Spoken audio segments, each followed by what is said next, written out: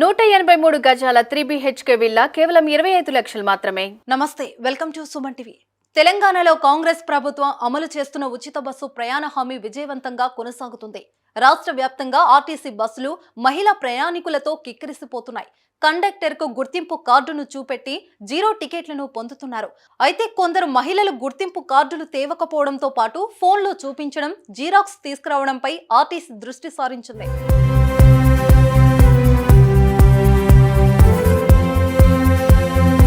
బస్సుల్లో ఉచిత ప్రయాణ పథకానికి ప్రయాణికులు తప్పనిసరిగా తమ ఒరిజినల్ గుర్తింపు కార్డును చూపించాలని టీఎస్ఆర్టీసీ నుంచి ఆదేశాలు వచ్చాయి.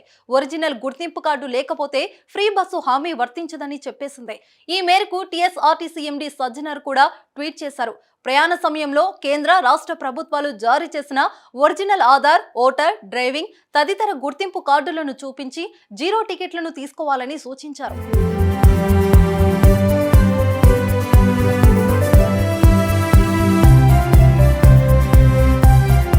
ఉచిత బస్సు ప్రయాణం కేవలం తెలంగాణ మహిళలకే ప్రభుత్వం అమలు చేస్తుంది.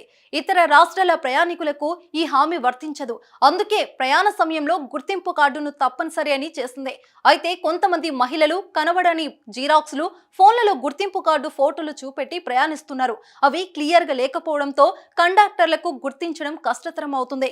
అదేవిధంగా చాలా మంది ఆధార్ కార్డులో చిన్నప్పుడు ఫోటోలు ఉండడం ఇబ్బందులు తలెత్తుతున్నాయి. వాటిని తొందరగా అప్డేట్ చేసుకోవాలని ఆర్టీసీ సూచిస్తుంది.